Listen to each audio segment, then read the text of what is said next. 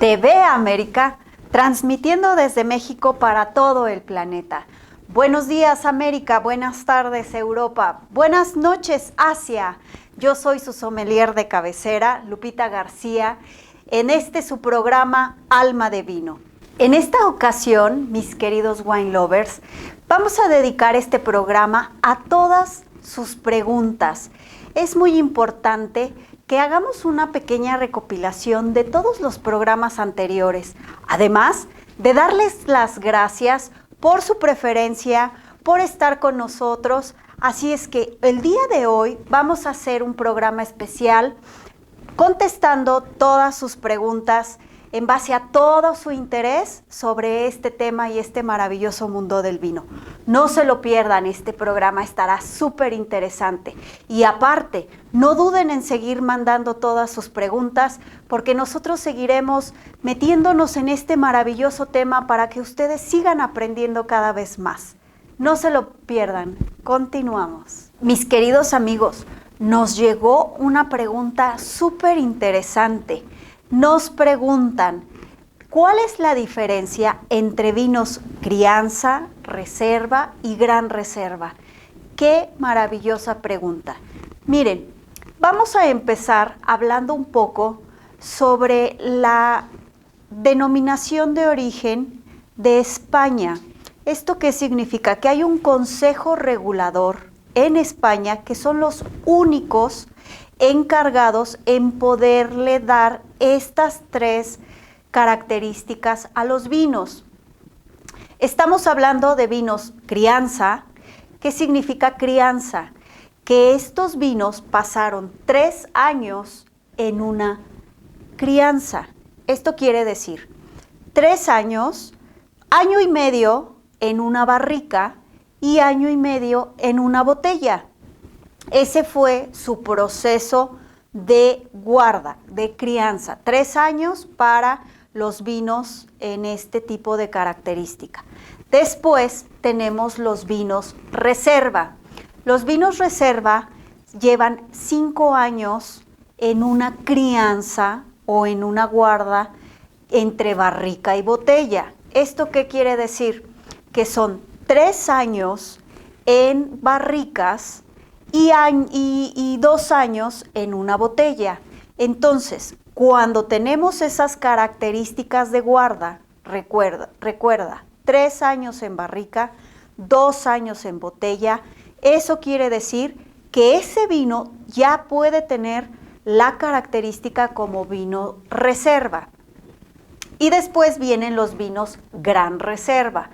Los vinos gran reserva pueden estar hasta 8 años en un proceso de maduración, de guarda, y estos son 3 años hasta 4 en bodega y 3 años en barrica y 3 años en la botella. Recordemos, todo este proceso. Retomo otra vez gran reserva, porque dice, explico otra vez gran reserva. Porque dice 3, luego dice 4, son 3, son 4. Ajá. La otra dice 3. Sí. Explica los que son gran reserva. ¿Otra vez? Ajá. Porque eso es que gran reserva es entre 3 y 4, ahí ya depende de. Pero se hizo ahí como un plural ahí. Ah, ok. Seguimos con gran reserva. Y los vinos gran reserva traen un proceso de guarda. Recordemos siempre que es entre barrica y botella. Esto quiere decir que pueden estar de 3 a 4 años en una barrica y 3 años en la bodega. Eso es lo que les da la característica para poderlos llamar gran reserva. Entonces, recapitulando un poquito, crianza 3 años, reserva 5 años, gran reserva hasta 8 años. Ahora, hay un dato muy importante que debemos de saber. En otros países, por ejemplo, México otros países como Chile, he llegado a ver vinos en Argentina, que también les ponen esa característica o esa clasificación de crianza, reserva y gran reserva. Hay un punto muy importante, no se dejen llevar por esa clasificación o por esa característica. Únicamente el Consejo Regulador en España autoriza que esos vinos españoles traigan esas características, porque aparte están bajo un consejo regulador que autoriza que esos vinos digan esa parte. ¿Por qué en México, por qué en otros países aplican esta característica? Eso ya depende de cómo lo trabaje el enólogo de cada bodega. Sin embargo, les recuerdo, no porque en México haya un vino o en Chile o en Argentina que traiga esta clasificación, signifique que esté bajo estas normas. Muchas veces lo hacen así como para darle un poquito de estilo o de clase al vino, pero recuerden, solamente, exclusivamente, España es el único consejo regulador que permite estas 3 características. La siguiente pregunta que nos mandan es, ¿cómo es el proceso de vinificación? Es muy importante que antes de que abramos una botella de vino para disfrutarla, también conozcamos un poquito de cómo es que nació esa botella, cómo es que fue fermentada, cómo es que nació para que pueda ser disfrutada. Bueno, una vez que tenemos los viñedos ya en un proceso listo para la vendimia, se hace el proceso precisamente de vendimia, que es lo que significa. Es la pizca o la cosecha de las bayas o de las uvas, a eso le vamos a llamar vendimia. Entonces, se llevan todas las uvas a las bodegas, pasan por unas máquinas donde con unos rodillos empiezan a quitar todos los palitos, cabitos que tengan las uvas para limpiarlas. Después son molidas, pasan por un proceso de fermentación, después pasan por toneles que ya hoy en día son muy modernos y manejan temperaturas. De esa manera se empieza a generar la fermentación, se deja fermentando dependiendo del proceso que se vaya a hacer cada vino. Después de ahí pasa por un proceso de filtrado. Hay vinos que se llegan a filtrar hasta 3 veces para que queden súper limpios. Recuerdan que en nuestro programa de cata platicábamos sobre los vinos brillantes.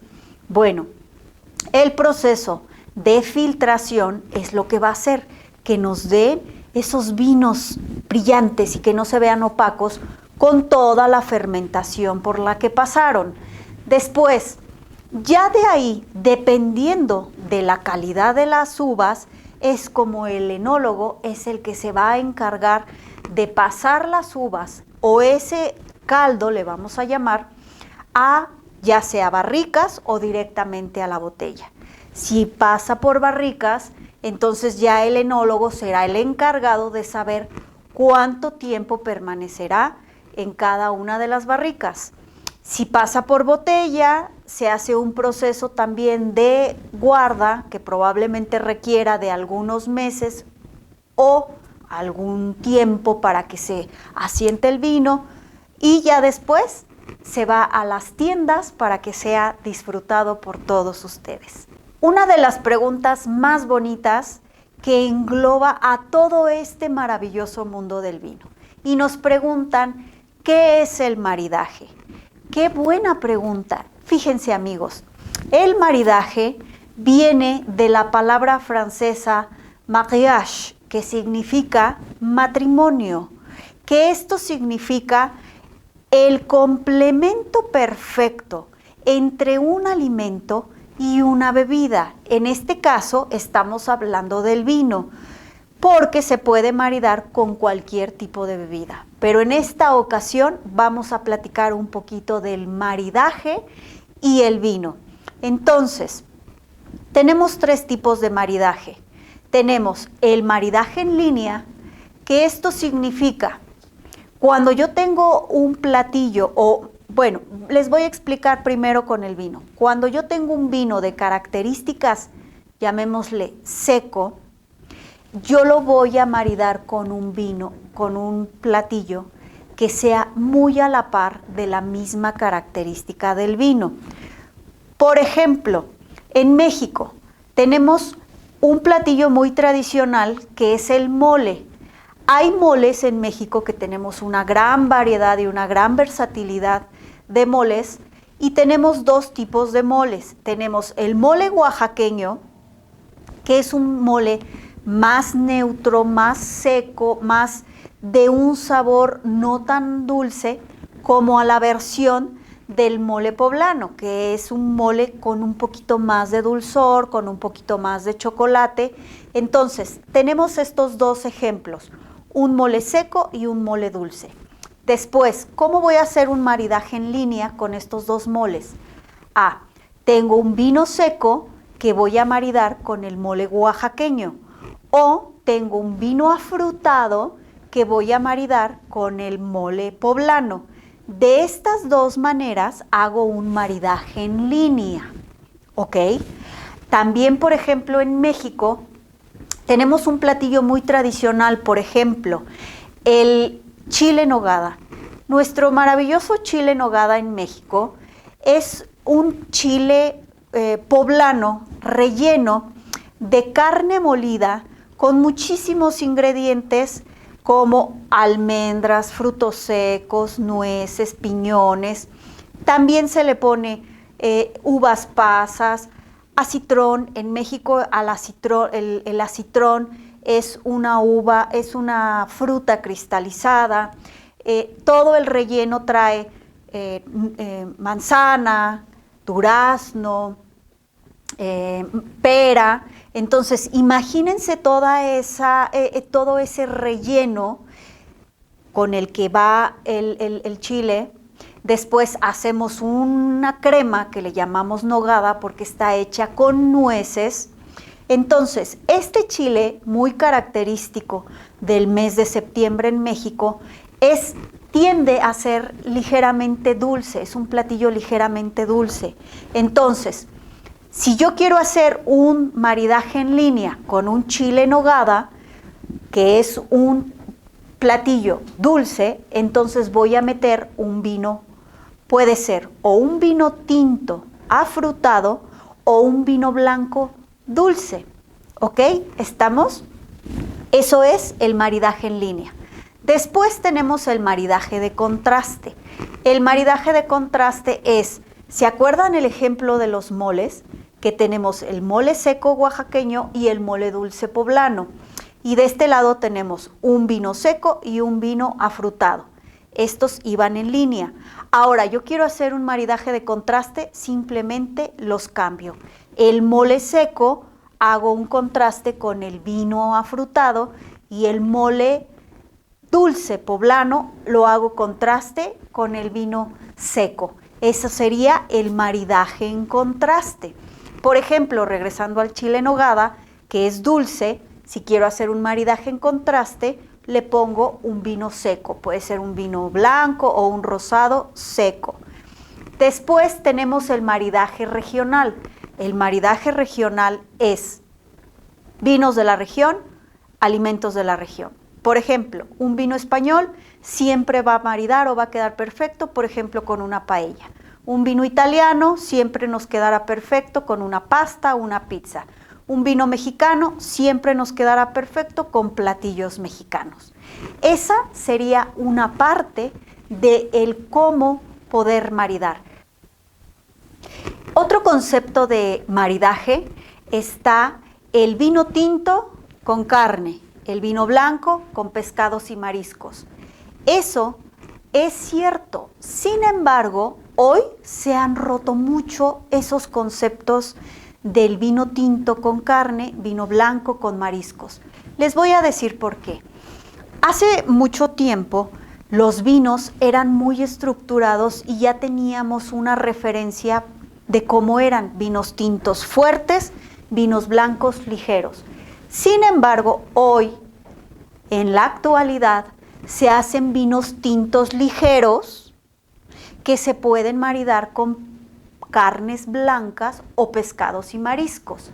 Y hoy en día se hacen vinos blancos fuertes, con cuerpo, que perfectamente los puedes maridar con una carne.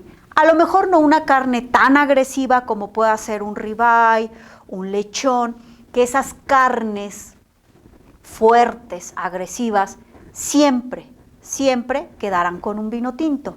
Pero hoy la diferencia, el balance, el equilibrio que existe es que ya puedes meter un vino blanco con cuerpo, con carácter, un vino blanco fuerte, con a lo mejor un filete, con una chuleta, que son carnes no tan grasas, ligeramente magras. Y el vino blanco ya lo puedes poner también con, por ejemplo, un pollo, que de alguna manera no son carnes tan fuertes. Y los vinos tintos, hoy en día se vinifican vinos tintos muy jóvenes, que perfectamente lo puedes poner con pescados, con un salmón, con un atún, con un, por ejemplo, pulpo a las brasas, que no son tan ligeros, pero que perfectamente pueden maridar con un vino tinto ligero. Una pregunta muy importante que nos hacen es: a ver, sommelier, dinos, ¿qué son los taninos? Una pregunta muy bella, muy importante. Fíjense, muchos alimentos tienen o contienen taninos. Por ejemplo, ustedes han comido una nuez y cuando muerden la nuez y por ahí sienten una cascarita que no se limpió bien la nuez y sienten como que se secan los dientes, eso es el tanino. ¿Qué otros ingredientes pueden contener taninos? Por ejemplo, han comido las espinacas y las espinacas son terrositas. Cuando ustedes comen espinacas, ligeramente secan los dientes. Eso son taninos. Entonces, ¿qué alimentos contienen taninos? Las espinacas, las nueces, los berros. Cuando consumimos berros, esa fuerza tan grande, tan picosa que traen, eso es tanino. El té verde, el té negro, traen una cantidad de tanino. El café, el grano de café, también se considera que tiene una gran cantidad de taninos. Ahora, ¿qué son los taninos en el vino? Fíjense, cuando nosotros tenemos nuestras bayas, la parte de la piel de las uvas, esa piel es donde viene todos los taninos. Es más, ustedes se han dado cuenta cuando muerden una uva y sin querer muerden la semilla de la uva y sienten ese terroso que se siente en los dientes, que se seca. Eso son los taninos. Así es que espero haber contestado su pregunta, y vamos a la siguiente. Nos preguntan, ¿cuál es la diferencia en sabor entre vinos tintos, blancos y rosados? Es muy sencillo y muy simple. En sabor, los vinos tintos siempre van a traer la característica de frutos rojos, frutos negros, incluso flores de alguna manera como las violetas, toda esa gama, canelas, pimientas, clavos, si es que pasaron por barrica. Esa será una diferencia muy importante de los vinos tintos a, por ejemplo, los vinos blancos. Los vinos blancos siempre nos darán en boca sabores de frutas entre blancas, amarillas, flores, por ejemplo, duraznos, guayabas, guanábana, siempre con esa característica más hacia frutos amarillos, plátano, piña o ananá, como le llaman en otros países. Esa es la característica de los vinos blancos. Esa sería la diferencia entre vinos blancos y vinos tintos. Ahora, ¿y dónde quedan los rosados? Los rosados llevan un proceso de fermentación muy diferente al blanco y al tinto. Esto quiere decir que cuando están fermentando, los dejan con la cascarita de las uvas ciertas horas, nada más para que se tiñan un poquito y precisamente queden rosados. Entonces, al final vamos a encontrar una dualidad en los rosados de los tintos y los blancos. ¿Por qué los vinos tienen acidez? Miren, es una pregunta muy importante. Todos los vinos como tal, blancos, tintos, rosados y espumosos, tienen esa característica de que deben de tener un cierto nivel de acidez. ¿Y qué le da la acidez a los vinos? Una parte muy importante que hace que los vinos tengan esa acidez es la región de donde vienen, por el clima en el que estuvieron o el suelo en el que estaban los viñedos. Por ejemplo, tenemos vinos vamos a mencionar vinos de Francia, donde hay regiones que son muchísimo más frías y eso obviamente nos da una cantidad de azúcar menor en cada una de las uvitas o de las bayas. Entonces, cuando tenemos menor concentración de azúcar, la consecuencia va a ser un vino ácido. Ahora, por ejemplo, vinos que están en regiones más cálidas, la concentración de sol genera más dulzor, genera más azúcar y el azúcar genera más fermentación y de esa manera genera un poco menos acidez. Entonces, la característica de la acidez en los vinos tiene mucho que ver de la región de donde vienen. Nuestra siguiente pregunta es, ¿cómo saber a qué temperatura se sirven los vinos? Fíjense que esta pregunta es muy importante porque, como yo les comentaba, antes teníamos un concepto muy cerrado de vinos. Estaban, por ejemplo, en los españoles, crianza, reserva, gran reserva, y muchas personas decían, jamás los vinos se toman fríos, en referencia a los tintos. Sí, hasta cierto punto. Esos vinos traen cierta guarda y ciertas características que efectivamente no se pueden tomar tan fríos. A ver, entonces, ¿cuáles son los vinos que se toman fríos? Hoy en día se vinifica de una manera muchísimo más flexible, ya no con tanto protocolo como son los vinos españoles, crianza, reserva y gran reserva. ¿Qué significa esto? Que hoy en día hay vinos que son más ligeros, hay vinos que no pasan por barrica, hay vinos que son mucho más jóvenes. Si, por ejemplo, estamos ahorita en el 2023 y nos vamos a 3 años atrás, 23, 22, 21, 20, son vinos muy ligeros. Entonces, esos vinos, por ser tan ligeros, traen un nivel de acidez un poco más alto. Entonces, ¿cómo equilibrar la acidez? Con la temperatura. Tenemos que bajar la temperatura del vino para equilibrar la acidez, que es lo mismo que pasa con los vinos blancos. Los vinos blancos traen un nivel muy alto de acidez. Entonces, para que un vino blanco nos sepa rico, siempre vamos a tener que bajarle la temperatura a nuestro vino a más o menos 4, 6 grados de temperatura hasta 8 grados de temperatura para poder disfrutar un vino blanco por la cantidad tan alta de acidez que tiene. Entonces, un vino tinto joven de 3 años atrás del año corriente en el que estamos, siempre va a requerir estar bien enfriado, con una temperatura baja, llamémosle 12 grados, 14 grados, y después hasta 6 grados puede llegar a tener ya hoy en día un vino tinto.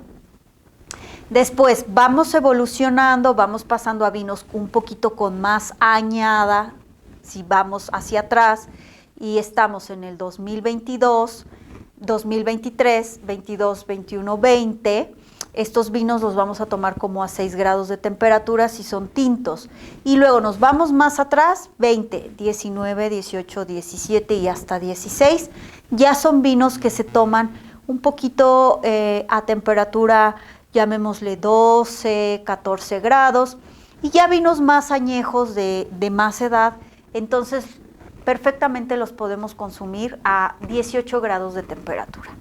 Esa sería la diferencia de cómo o por qué los vinos tienen que oscilar en varias temperaturas. Nos hacen una pregunta que dice, ¿todos los vinos tienen el mismo grado de alcohol? Miren, al ser un vino de mesa, no puede exceder los 15 grados de alcohol volumen y el mínimo grado son 12 grados de alcohol volumen. Esto significa que los vinos pueden oscilar entre 12 grados y 15 grados de alcohol. Esta referencia se da para vinos tintos, blancos, rosados y espumosos. Una pregunta muy importante que nos envían dice, ¿cuáles son las uvas emblemáticas? Y nos mandan algunos países. Por ejemplo, Estados Unidos. Quiero hacer una mención importante. Recordemos que hay uvas que llegaron de Europa al Nuevo Mundo. Esto no significa que sean uvas insignia de cada país. Son uvas emblemáticas. Entonces, uvas insignias las traen cada país del Viejo Mundo. Uvas emblemáticas las trae cada país del Nuevo Mundo, ¿sí? Ahora, uvas emblemáticas de Estados Unidos. En Estados Unidos se han dado de una manera fabulosa la uva Chardonnay. Por ejemplo, si ustedes buscan vinos blancos de uva Chardonnay de Estados Unidos, ténganlo por seguro que encontrarán excelentes vinos, maravillosos vinos. Otra uva que queda perfecto, Estados Unidos nos da y nos ofrece uvas Cabernet Sauvignon que hace vinos tintos de excelente calidad. Después tenemos México. En México tenemos la suerte y la bendición de que se han desarrollado muchas características muy favorables en algunas uvas. Por ejemplo, un Tempranillo, que es una uva emblemática en México, nos da vinos tintos de excelente calidad. También en México se da mucho vinos de uva Barbera, Misión, que también nos dan muy buenos vinos tintos. Por ejemplo, en Chile, la uva emblemática que defiende muchísimo nuestros amigos de Chile es la Carmener, que también nos da excelentes vinos tintos, la Carmener. Después en Argentina tenemos, por ejemplo, la uva Barbera, la uva Bonarda, que son uvas tintas que nos ofrecen y que se desarrollaron perfectamente bien en Argentina. Después tenemos España, que pues obviamente ahí tenemos uvas insignias, uvas autóctonas representativas que por excelencia son vinos del país, de la nación. Por ejemplo, en España, las uvas que siempre son emblemáticas del país de España son las Tempranillo, que nos ofrecen vinos tintos excepcionales. También tenemos uvas maravillosas que se dan en España como la Viura, que eso nos da vinos blancos, y pues obviamente una gama impresionante de uvas autóctonas como es la garnacha, nos dan vinos fabulosos para poder hacer ensambles. Después tenemos a Italia, que Italia su uva insignia es la Sangiovese, que obviamente ahí se da de una manera impresionante. En Francia, pues la cuna de todas nuestras uvas que hoy en día conocemos, y de ahí ustedes pueden escoger la que más les guste. Cabernet Sauvignon, Merlot, Pinot Noir, toda la gran mayoría y gama de uvas que existe, que pues son las que nos ha mandado Francia a todo el mundo, esa maravillosa gama tan impresionante de uvas. Y después tenemos Alemania. Alemania tiene una característica de tener uvas que hacen vinos blancos. Por ejemplo, una uva insignia de Alemania es la uva Gewürztraminer, que hace unos vinos maravillosos blancos. Recuerden, todos estos datos son muy importantes y estamos al pendiente de todas sus preguntas. En Francia tenemos gran variedad de uvas. Es la cuna de la versatilidad de uvas blancas y tintas. Son de las uvas que nos traen al Nuevo Mundo. Por ejemplo, tenemos una pequeña lista, porque son infinitas el número de uvas tintas que existen en Francia, pero, por ejemplo, uvas emblemáticas en Francia para hacer vinos tintos, tenemos Cabernet Sauvignon, tenemos Merlot, tenemos Pinot Noir, tenemos esa variedad de uvas que nos van a dar vinos tintos. Y tenemos uvas blancas, Cabernet Blanc, Gamay. Ese tipo de uvas son las que nos van a dar vinos blancos. Chardonnay, por ejemplo, que es la característica uva emblemática de Francia.